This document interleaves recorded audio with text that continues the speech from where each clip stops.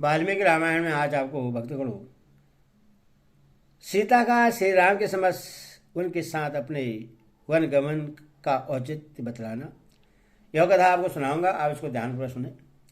श्री रामचंद्र जी की यह बात सुनकर सीता को बड़ा दुख हुआ। उनके मुख पर आंसू की धारा बह चली और वे धीरे धीरे इस प्रकार कहने लगी। प्राणनाथ, आपने वन में रहने के जो जो दोष बतलाए हैं वे सब आपका स्नेह पाकर मेरे लिए गुण रूप हो जाएंगे। इस बात को आप अच्छी तरह समझ लें। रघुनंदन, मृग, सिंह, हाथी, शेर, सर्प, चमरी, गाय, नील गाय तथा जो अन्य जंगली जीव हैं वे सब के सब आपका रूप देखकर भाग जाएंगे, क्योंकि ऐसा प्रभावशाली स्वरूप उन्होंने पहले कभी नहीं देखा होगा। आपसे तो सभी डरते हैं, फिर वे पशु क्यों नहीं डरेंगे। श्री राम, मुझे गुरुजनों की आज्ञा से निश्चय ही आपके साथ चलना है, क्योंकि आपका वियोग हो जाने पर मैं यहाँ अपने जीवन का परित्याग कर दूंगी। रघुनाथ जी, आपके समीप रहने पर देवताओं के राजा इंद्र भी बलपूर्वक मेरा तिरस्कार नहीं कर सकते। श्री राम, पतिव्रता स्त्री अपने पति से वियोग होने पर जीवित नहीं रह सकेगी। ऐसी बात आपने भी मुझे भली भांति दर्शाई है। महाप्रयाग, यदि वन में दोष और दुख ही भरे हैं तथापि अपने पिता के घर पर रहते समय मैं ब्राह्मणों के मुख से पहले यह बात सुन चुकी हूँ कि मुझे अवश्य ही वन में रहना पड़ेगा। यह बात मेरे जीवन में सत्य होकर रहेगी। महाबली वीर, हस्तरेखा देकर भविष्य की बातें जान लेने वाले ब्राह्मणों के मुख से अपने घर पर ऐसी बात सुनकर मैं सदा ही वनवास के लिए उत्साहित रहती हूँ। प्रियतम, ब्राह्मण से ज्ञात हुआ वन में रहने का आदेश एक न एक दिन मुझे पूरा करना ही पड़ेगा। वह किसी तरह पलट नहीं सकता। अतः मैं अपने स्वामी आपके साथ वन में अवश्य चलूंगी। ऐसे होने से मैं उस भाग्य के विधान को भोग लूंगी। उसके लिए यह समय आ गया है, अथवा आपके साथ मुझे चलना ही है। इससे उस ब्राह्मण की बात भी सच्ची हो जाएगी।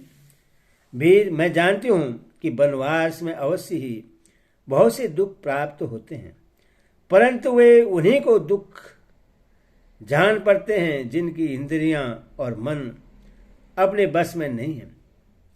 पिता के घर पर कुंवारी अवस्था में एक शांतिपरायण भिक्षुकी के मुख से भी मैंने अपने वनवास की बात सुनी थी। उसने मेरी माता के सामने ही ऐसी बात कही थी। पर हो, यहाँ आने पर भी मैंने पहले ही कई बार आपसे कुछ काल तक वन में रहने के लिए प्रार्थना की थी और आपको राजी भी कर लिया था। इससे आप निश्चित रूप से जान लें कि आपके साथ वन को चलना मुझे पहले से ही अभिष्ट है। रघुनंदन, आपका भला हो। मैं वहाँ चलने के लिए पहले से ही आपकी अनुमति प्राप्त कर चुकी हूँ। अपने सुरवीर वनवासी पति की सेवा करना मेरे लिए अधिक रुचिकर है। सुजातमन, आप मेरे स्वामी हैं। आपके पीछे प्रेम भाव से वन में जाने पर मेरे पाप दूर हो जाएंगे, क्योंकि स्वामी ही स्त्री के लिए सबसे बड़ा देवता है। आपके अनुगमन से परलोक में भी मेरा कल्याण होगा और सदा आपके साथ मेरा सहयोग बना रहेगा। इस विषय में यशस्वी ब्राह्मणों के मुख से एक पवित्र श्रुति सुनी जाती है, जो इस प्रकार है। महाबली वीर, इस लोक में पिता आदि के द्वारा जो कन्या जिस पुरुष को अपने धर्म के अनुसार जल से संकल्प करके दी जाती है, वह मरने के बाद परलोक में भी उसी की स्त्री होती है। मैं आपकी धर्मपत्नी हूँ, उत्तम व्रत का पालन करने वाली और पतिव्रता हूँ। फिर क्या कारण है कि आप मुझे यहाँ से अपने साथ ले चलना नहीं चाहते हैं?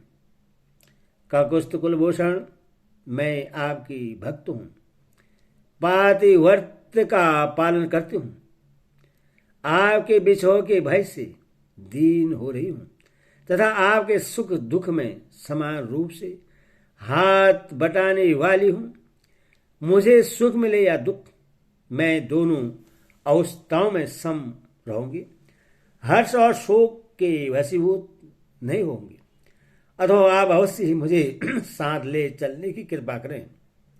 यदि आप इस प्रकार दुख में पड़ी हुई मुझ सेविका को अपने साथ वन में ले जाना नहीं चाहते हैं तो मैं मृत्यु के लिए विष खा लूंगी, आग में कूद पड़ूंगी अथवा जल में डूब जाऊंगी। इस तरह अनेक प्रकार से सीता जी वन में जाने के लिए याचना कर रही थी। तथापि महाभाव श्री राम ने उन्हें अपने साथ निर्जन वन में ले जाने की अनुमति नहीं दी। इस प्रकार उनके अस्वीकार कर देने पर मिथिलेश कुमारी सीता को बड़ी चिंता हुई और वे अपने नेत्रों से गरम गरम आंसू बहाकर धरती को भिगोने लगी। उस समय विधि नंदिनी जानकी को चिंतित और कुपित एक मन को बस में रखने वाले श्री रामचंद्र जी ने उन्हें वनवास के विचार से निवृत्त करने के लिए भांति भांति की बातें कहकर समझाया। इस प्रकार 12वें वेद अष्टाधारी आदि का भी अयोध्या कांड का 19 सर्ग पूरा हुआ।